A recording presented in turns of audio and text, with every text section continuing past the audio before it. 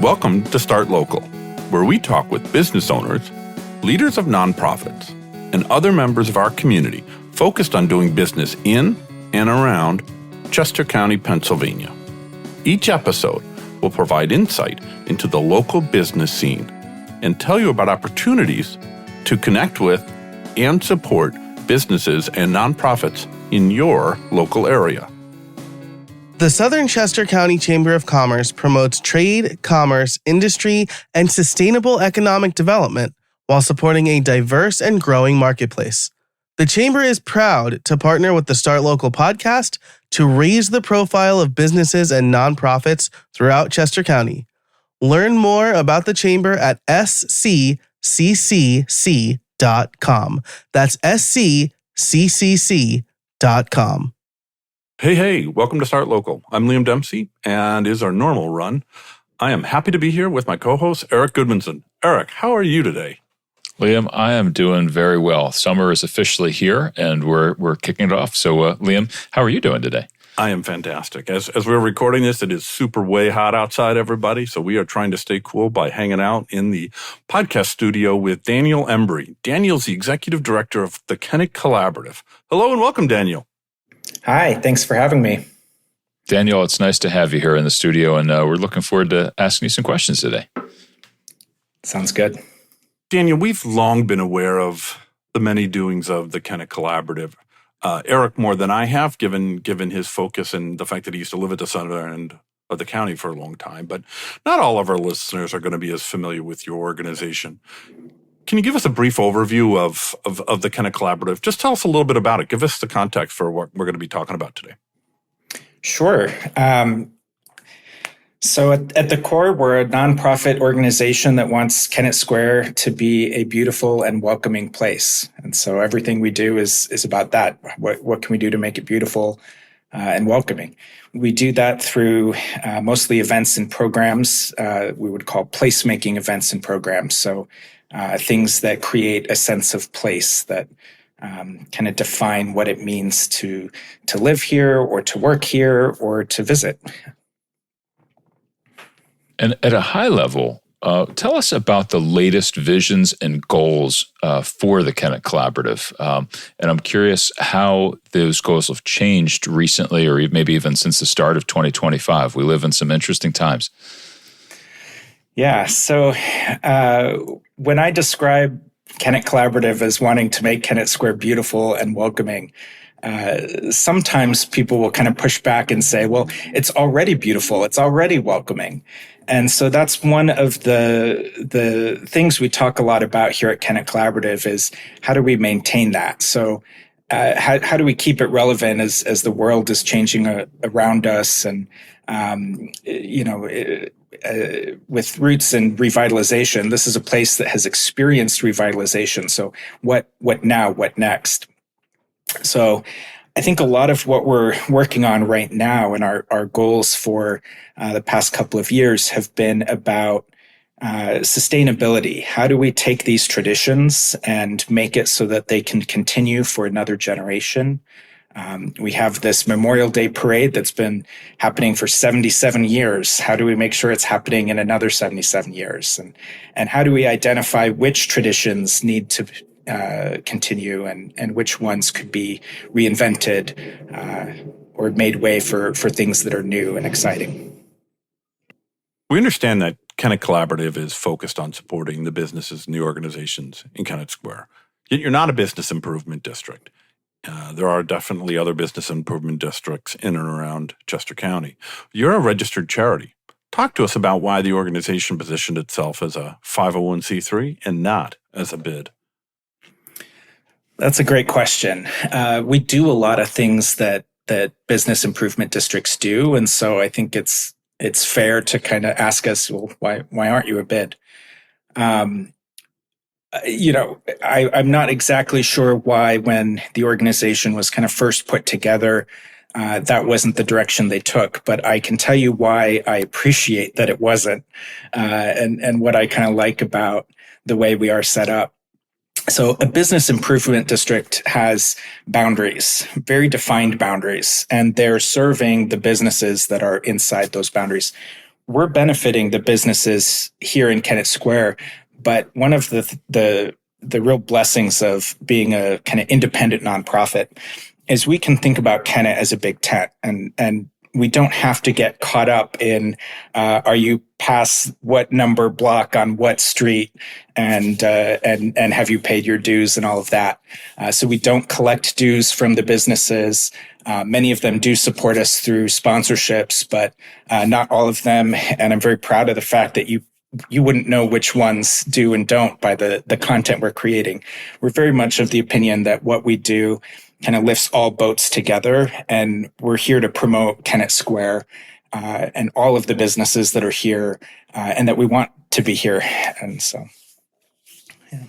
And for those who are familiar with the Kennett region over the years, it used to be known as historic Kennett Square, if I'm not mistaken. And so going back to 1987, what different names have you been known as? Are there any others? And I'm curious why your current name, Kennett Collaborative, was selected.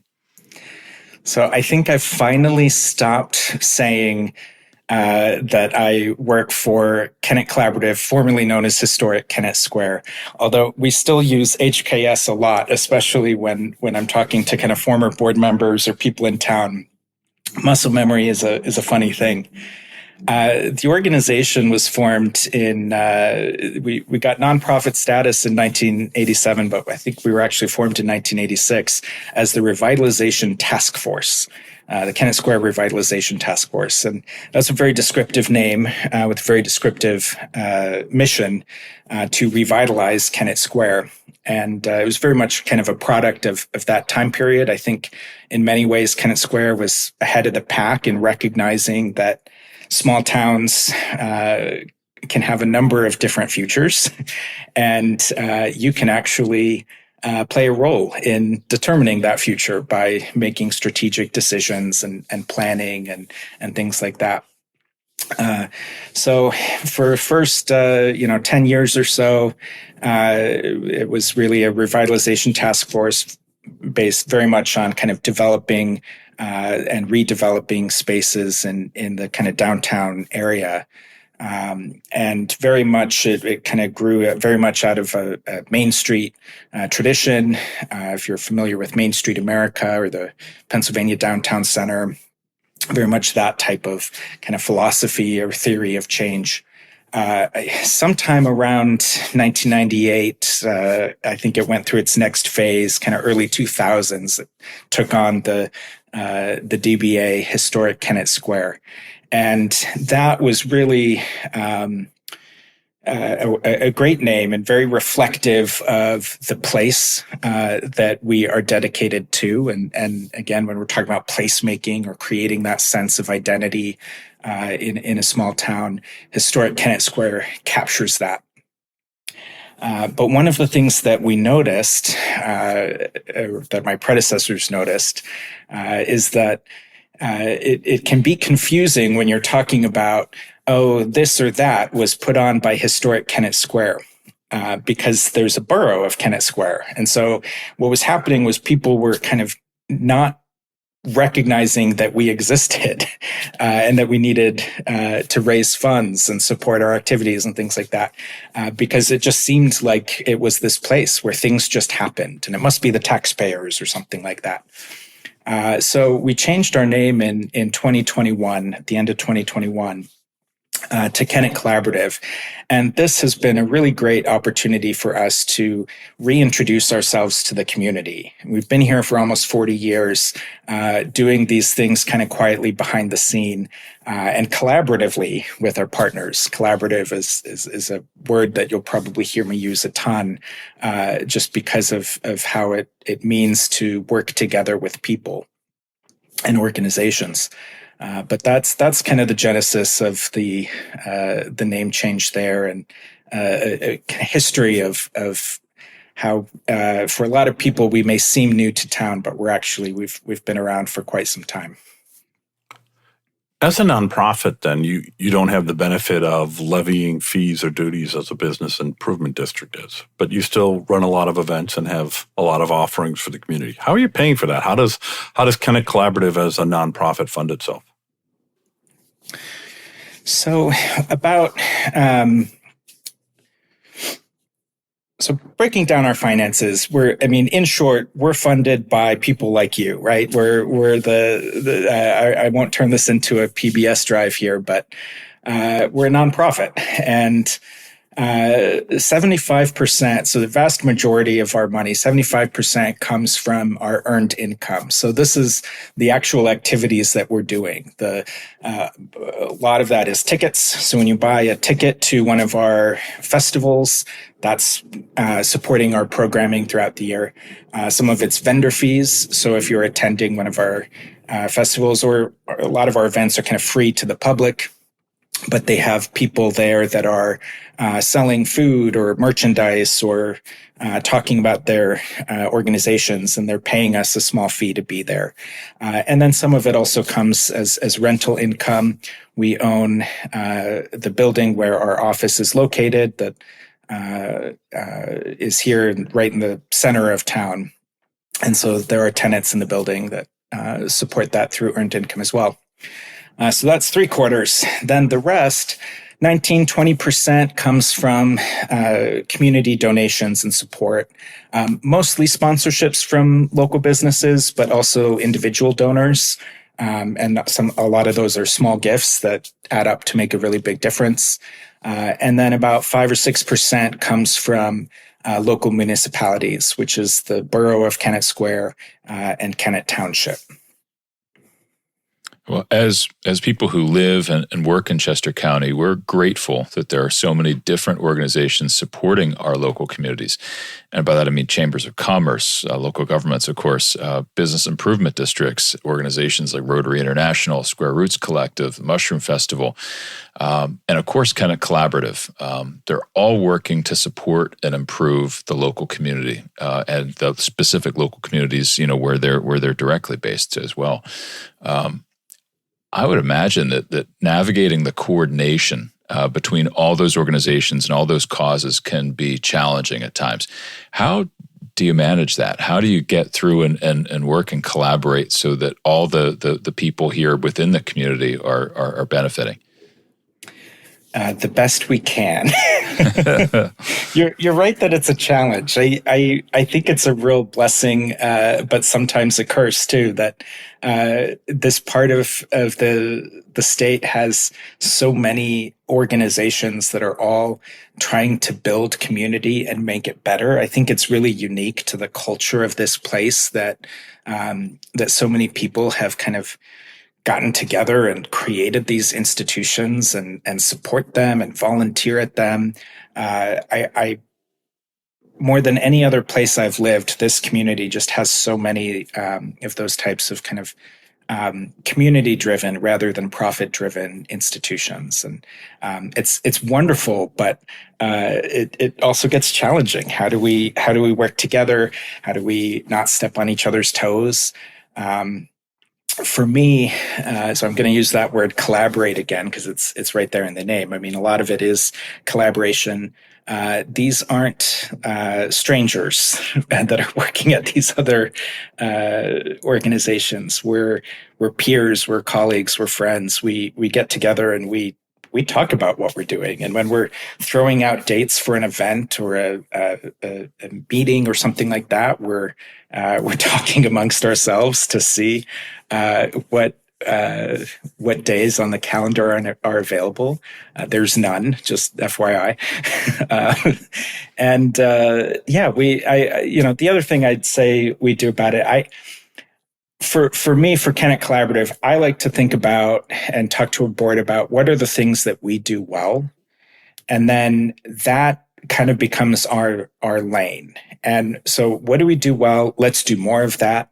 Let's do it even better. And just naturally, there are certain things that we do really, really well that other organizations don't do well, and they do other things well that we don't do. And so these lanes start to emerge, and we kind of carve out space, I think, for our various programs and events and things.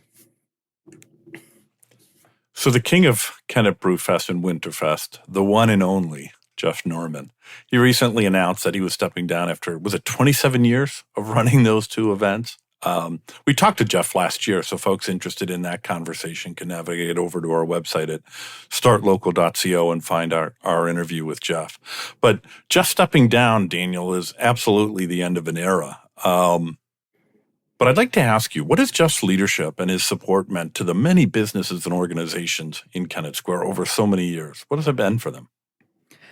So we love Jeff, and he did announce his retirement, but he's not retired yet. He's doing one more Brewfest for us this October. Not the last Brewfest by any stretch, but one more from him. And we're so lucky for that. So that will make 28 years of Brewfest under. Yeah, thanks for clarifying that. Thank you. Jeff's amazing, as you know, because you got to interview him already. I can think of very few people who have had as long of an impact on this community as Jeff Norman.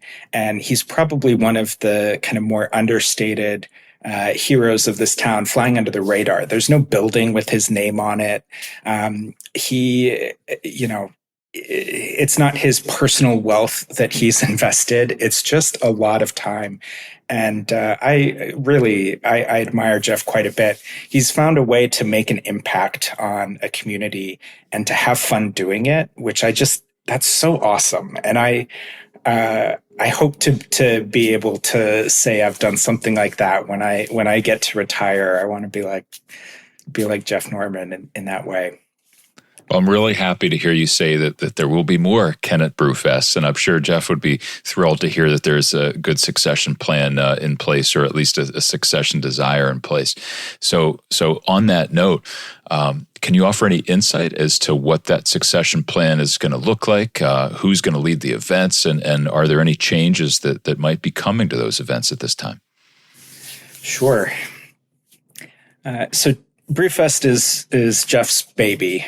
Jeff Norman would not step down if he thought that Brewfest was not going to not just continue, but be even continue to be as it is each year, bigger and better than the year before. So this is certainly a surprise to a lot of people that Jeff is stepping down, but it's not a surprise to us. And we've known for some time two main facts. One is that Jeff Norman is completely irreplaceable, and two, that we don't have Jeff forever. So with that in mind, over the past couple of years, we've been really working hard to institutionalize and kind of grasp hold of his wealth of knowledge and insight, and bring collaborators in. And I think a big shift is that we've been really investing in our staff. It's nice talking with Liam the other day about kind of volunteerism and what it means to be a volunteer in 2025. I think that there's been a shift in volunteerism, and volunteering is still a huge part of the DNA of Southern Chester County. It's a big part of our culture. But what it means to volunteer, what kind of commitment of time, I think that's all those sorts of things have kind of changed as our modern society has changed. So that means that staff is going to play a much bigger role in events like Brewfest on the kind of planning end and the setting that up. And certainly the volunteers they make it happen on the day of the event, and we could not do it without them. And we have this great volunteer committee that meets every couple of weeks to kind of knock out these big kind of ideas and make all these decisions about the event. But we're really grateful to be investing in our staff right now to kind of make sure that we can institutionalize, make sure that Brewfest is around for another 30 years at least. Well, I look forward to at least attending a few of those. I don't know I'm going to attend for the next 30 years, but I'm looking forward to a few more of them. Daniel, let's talk about your own career for a minute or two here. We know that you're an artist and a writer, and we'll get into that in detail in a bit. But your professional background has been in nonprofit leadership for artists and artist organizations, more so than Main Street promotion and support. Tell us a bit about your career, and while you're doing so, could you touch on how your career experiences might influence your leadership in your current role at Kennett Collaborative? So I just got back from the Main Street America conference that happened to be in Philadelphia this year. So I got to go. And it was so inspiring meeting all these other people from around the country who do this kind of unique thing that I do that's kind of hard to describe. It's this like Main Street idea. Is it economic development? Is it tourism? Is it marketing? What is it? And they all of these other people I met have the same difficulty in describing it. And they also got to where they are through very weird ways. You don't grow up thinking, oh, I'm going to be a Main Street guy when I grow up. You want to be an astronaut or a firefighter or and even when you get to college, it's not like there's a degree in placemaking. I would love that kind of degree. I'd be super interested in it. But I don't know if I would have been at 18, 19 years old. I certainly wasn't aware of what that was.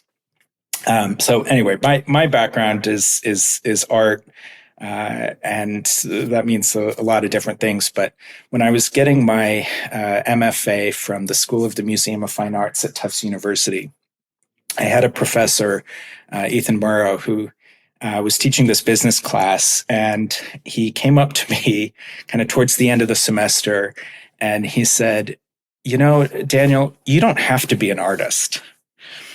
And I was so offended by that. And I think he probably could see that on my face. And he's like, no.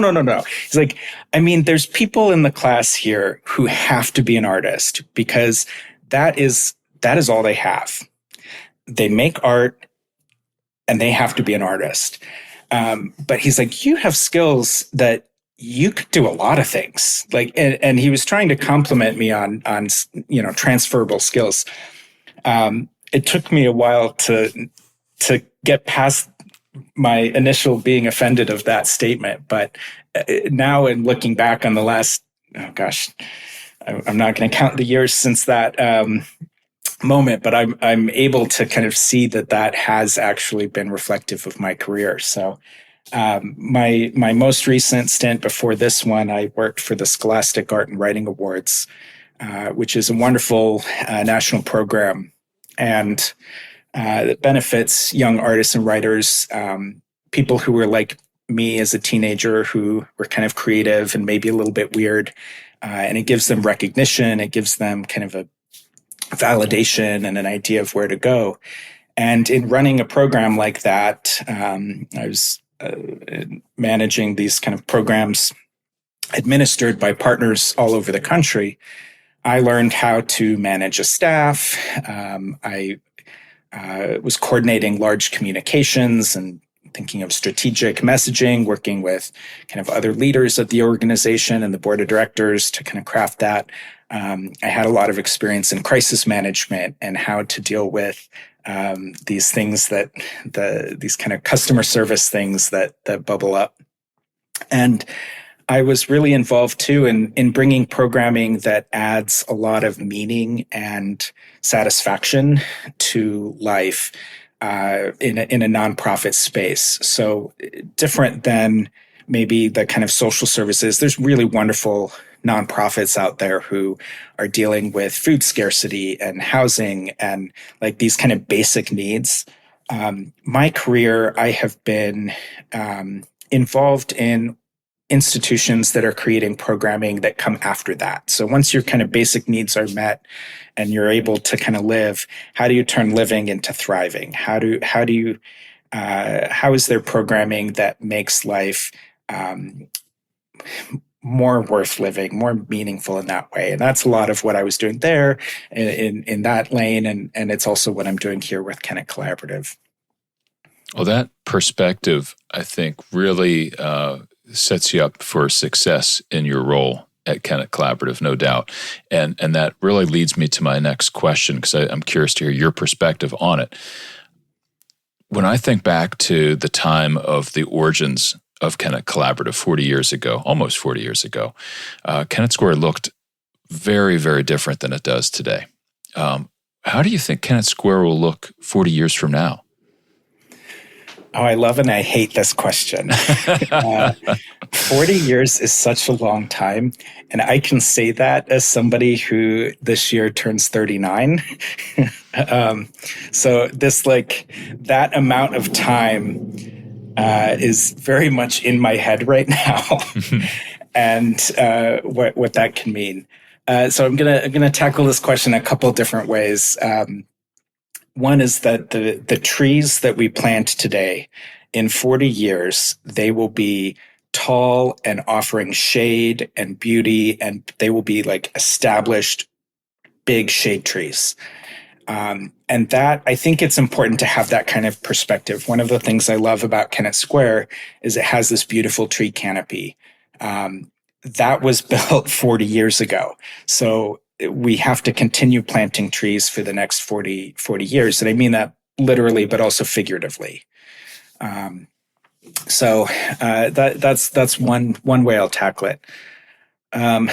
Another trend I think we're going to see over the next 4 decades is regionalization and more collaboration. So here in Chester County, we have, I don't know how many municipalities, but there's a lot of government in Pennsylvania under this Commonwealth system that is kind of focused on the smallest unit of government. And as our society and technology and all of that is changing, I think we're going to have to see more cooperation across municipalities and more regionalization of services and of strategies. And that's how we're going to tackle some of the big kind of problems that we're facing and are going to face. I think, if I'll get a little more specific, I think we're going to see more housing density in Kennett Square. And that's going to come with some changes. It's going to mean more walking in Kennett Square, and that's going to require us to change the way we do certain things on the roads. I will not be shy about saying that I'd love to see a day where we have a better solution for kind of truck traffic in Kennett Square. And I know that our Borough Council is certainly already really looking at that, trying to tackle that. I don't think that Kennett Square is just going to be a bedroom community. I think that we're going to continue to be the center of gravity for Southern Chester County and all that means of tourism, of being a kind of hub of small business. I guess in the short of it, though, I will say in 40 years, Sam's Sub Shop is still going to look the same and will still make the best cheesesteaks in Chester County. They do make some amazing cheesesteaks, as well as Italian subs. I'm going to endorse their Italian subs as well. And Daniel, 40 years from now, I hope we're sharing a cheesesteak or an Italian sub, and we have a chance to do this interview again and reflect on all your predictions you just made. But I like them. Oh, that's scary. Well, I've just got one more place to my must-visit list in Chester County. I got to hit Sam's. I've not been yet, so thanks for flagging them up, Daniel. I want to scale back from, say, 40 years in the future and talk maybe just recent times. How was the Kennett Summerfest this year? I missed it because of a family conflict. I wasn't able to get there. How was it? But then more importantly, kind of from a management side, what did you learn? And how's it going to look next year? I love Kennett Summerfest. Kennett Summerfest is one of my favorite events for a lot of reasons, but one is because it doesn't have this long history and all these unchangeable traditions. So my team gets to be really creative in how we approach Summerfest, and we have made it a little bit different each year. And I think this year it finally hit its stride. So this was the fourth Kennett Summerfest. When it started, the very first year, it was really just, let's do Brewfest in summer and swap beer for wine. And it was a great idea. It was a great place to start. But now it has become its own thing, and it's new and distinct. It's not just a summer wine version of Brewfest. It's got its own vibe. It's got its own audience. It's uptown. It's highlighting the kind of cuisine and kind of food and drink kind of juggernaut that Kennett has become, of this kind of like creative and artisan menu items and things like that, as kind of foodie culture here. So it's really it's a lot of fun. We sold more than 850 tickets this year, and it was really we expanded the footprint. It was kind of on a space that was more than double the size of last year. So it's really just it's hitting its stride, and I can't wait for next year. Well, with all that talk in mind, I do want to go back to something you said earlier. You said you have a master's in fine art, and I want you to talk about your art and your writing a little bit. Tell us what you create, what inspires you to make art, and what themes or topics do you tend to explore through your art? Sure. So for me, when I say I have an art background, it means a lot of different things. For a while, I was talking about fine art that I was making and selling through galleries, and that was hanging on people's walls. And that was a big part of kind of my how I saw myself as a creator. And over the years, I've broadened what it means to be a creator. So I've gone from fine art sold through galleries to quilts that I make that I give to my friends when they have babies, and my garden, and things that I make for myself. So it's a huge category of what it means to be a creator. A lot of my work has been about exploring my expression, myself, my identity, how I fit in or how I don't fit in to the different communities that I'm a part of. And those have been kind of themes throughout all these different mediums, from printmaking to quilt making. And I think another big theme is kind of making things beautiful. So I've saw it a lot, especially in the kind of early days of art making.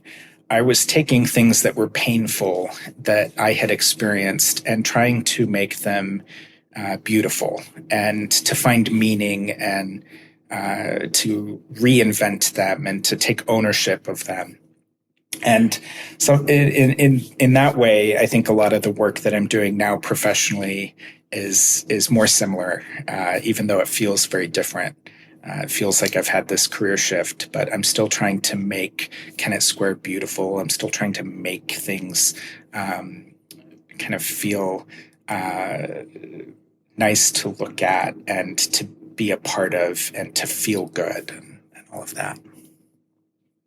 Thank you for that. I want to continue on that, maybe that vein or that theme, to talk about a blog post that you published earlier this month. And for folks listening in the future, it was June of 2025.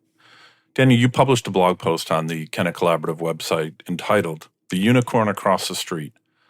And having read it a few times now, I can say with all sincerity that it's a touching piece on the welcoming nature of the Kennett community. I personally and strongly recommend that our listeners take the time to find the post and read it. We'll link to it on our own show notes page. But to you, Daniel, the question. In sharing so candidly about your queerness, what do you hope people will take away from your reflections? Well, thanks for reading it. I'm glad people have read it. I will admit, when I wrote it, I was nervous about people reading it. I did get a little bit vulnerable, and there's maybe it's maybe uncommon to get vulnerable in a work context or in a public context like that. So thank you for sharing your response to it. I think for me, when I was writing it, there were a lot of things going through my mind. I was thinking about the kinds of things that I needed to hear when I was younger. So I was envisioning my teenage self. The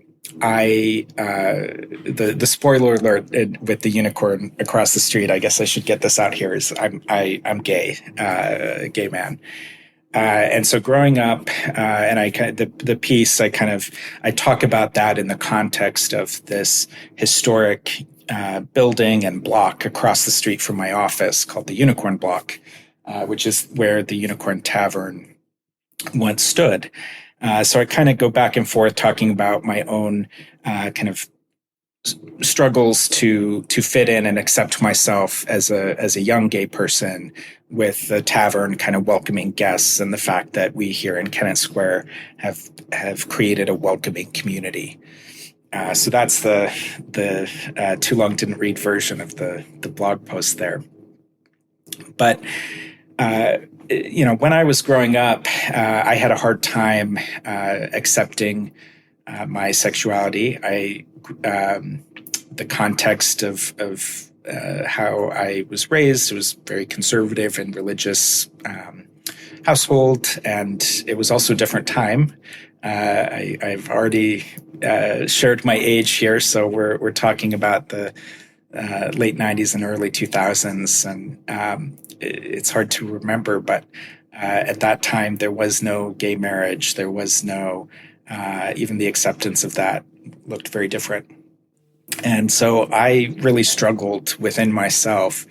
And one of the reasons why I struggled is because I could not visualize gay people being successful and doing good things. And all the stories that I was told about gay people were dark and devious and dirty. And so I think it's important, despite all the strides we've made in our society, to be more welcoming of people who are different. There's still quite a bit of misunderstanding out there, and frankly, some bigotry and hatred too is still out there. And so, Indeed. I wanted to make sure that I was continuing to kind of create space for other LGBTQ people. I'll actually say also Kennett Square and maybe the Brandywine Valley more broadly has a huge LGBTQ population. I mean, there's a lot of queer people here, but compared to other places I've lived, it can be a very quiet LGBTQ population. And that's all well and great, but I want to make sure we're not invisible. And so I do want to make sure that the young people who may stumble across things, that they know that the things that people love in this area, the beautiful spaces and the gardens and the programs and events, there are gay people involved who make many of those things happen. And I think that that's important to know that. I think it's important for there to be visibility on the fact that there are gay people who lead nonprofits and businesses, and just like there are of many people of all sorts of backgrounds. So anyway, did I lose the question? Did I? No, you didn't. You didn't. You. I think you answered it quite nicely. And I just wanted to take a minute to say thank you for putting yourself out there. There is bigotry, there is hatred, and being so candid, or at least just so open about who you are, can come at a cost. And I'm grateful to you for your leadership there. Thank you for that. Thank you. I'd like to take the opportunity to go back to something you shared with Liam in the pre-interview. And I wasn't there for the pre-interview, so I'm curious to hear your answer from your own mouth, as opposed to just listening to what Liam had to say.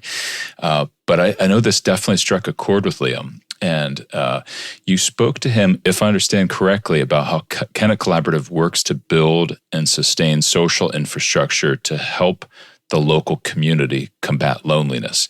And that's a pretty profound goal for an organization formerly known as Historic Kennett Square.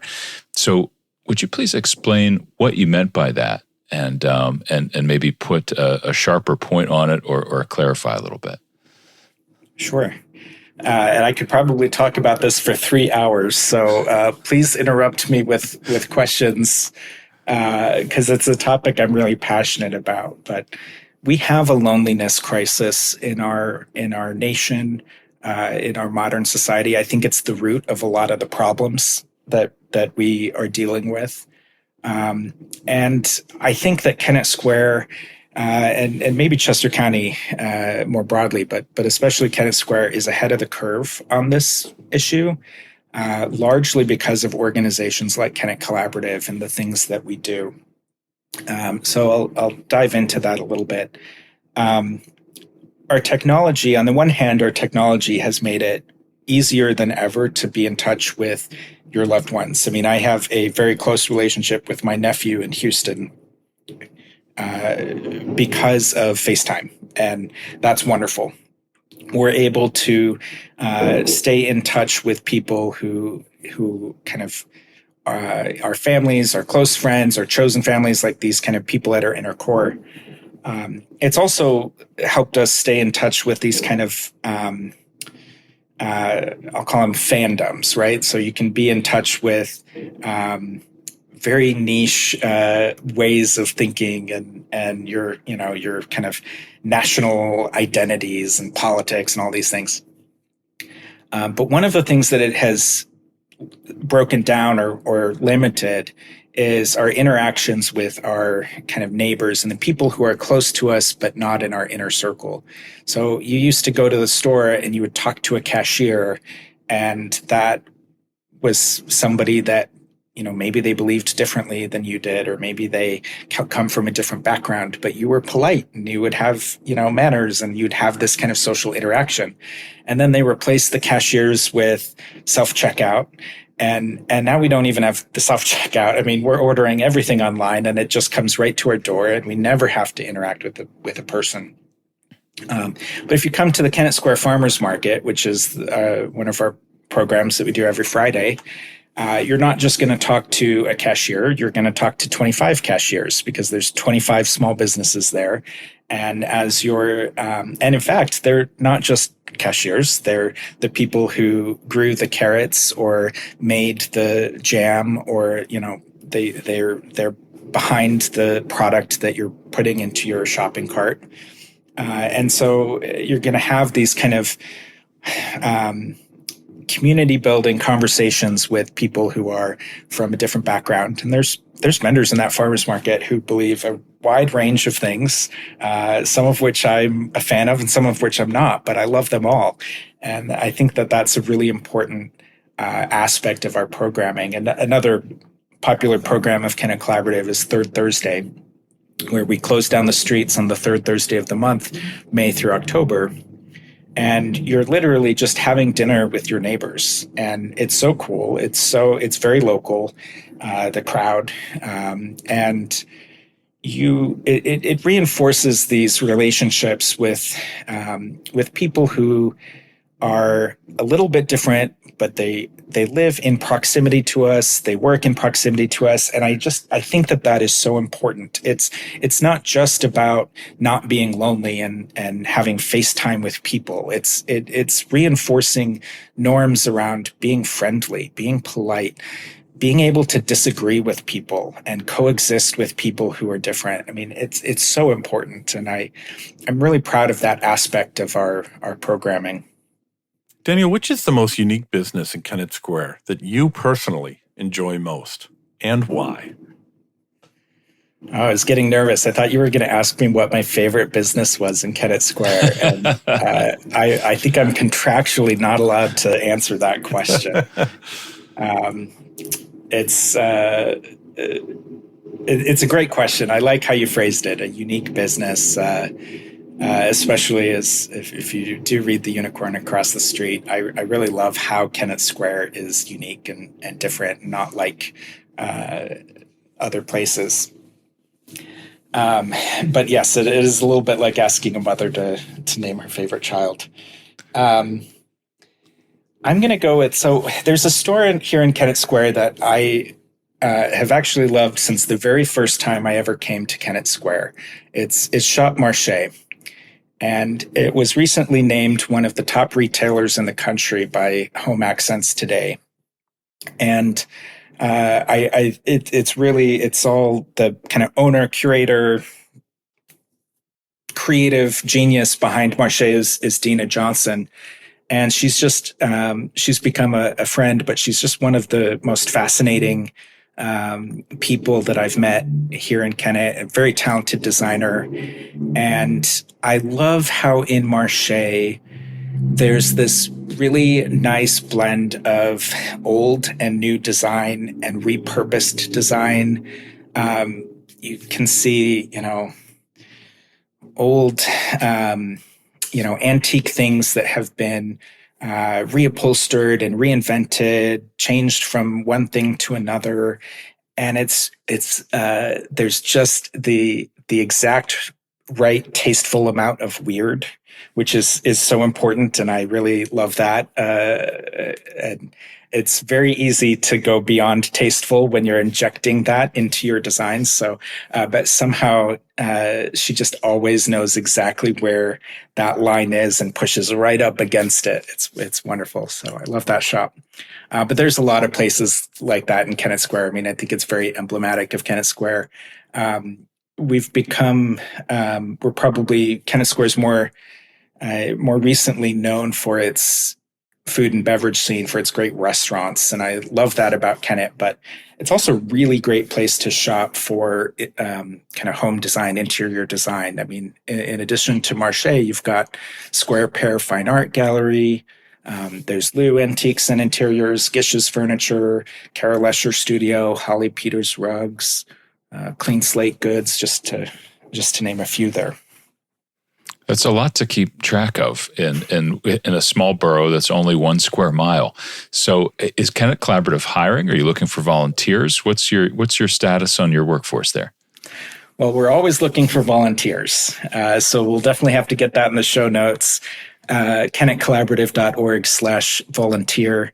You can sign up we send emails, not too many, just every once in a while asking for help on a number of things. We are we have a great team right now, and I love our team. We have 4 people here that kind of make the magic happen, which is really wonderful. So we're a small team, and knock on wood, no openings right now. Fair. And now we know how to volunteer for sure. Daniel, you told us about Shop Marche and some of the uniqueness about it. But I wonder, is there a business or nonprofit in Chester County that more folks should know about? So this was another tough question. Yeah, I do appreciate we're putting you on the spot.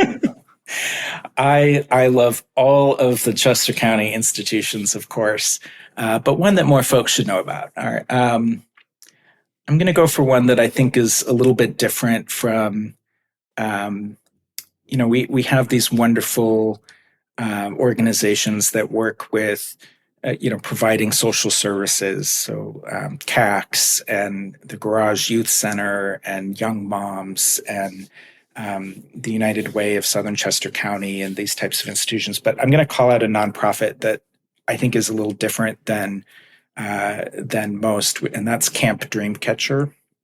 So Camp Dreamcatcher, it's a camp, and they also have other programs for kids who have been impacted by HIV/AIDS.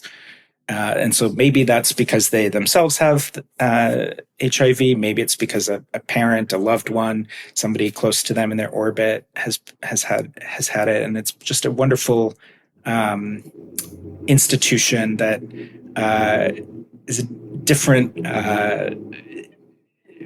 kind of institution than any I've ever come across, and is a really the folks involved there are just really warm people, and they're doing great work in the communities. Shout them out. Well, thank you for doing that. There have been several guests that have mentioned Camp Dreamcatcher. So, Pat. No, that's good. And Patty Hilkirk, is certainly appreciative of getting those mentions. I have no doubt. It's a very, very wonderful nonprofit that doesn't maybe get quite as much of light of day as it deserves. And as we're doing this interview, and we have you in your office at Kennett Collaborative, and we can hear the trucks rolling down the street. So Kennett is clearly a vibrant town.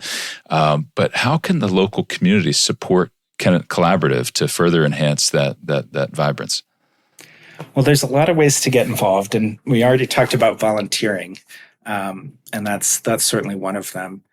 So a couple others. So come to our events. That's for starters. Shop the Kennett Square Farmers Market every Friday.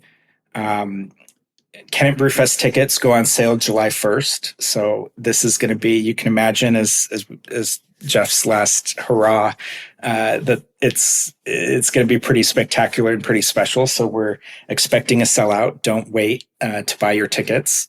And our next Third Thursday event is July 17th. So come out and get involved. And Third Thursdays are kind of free for everyone to participate, open to the public.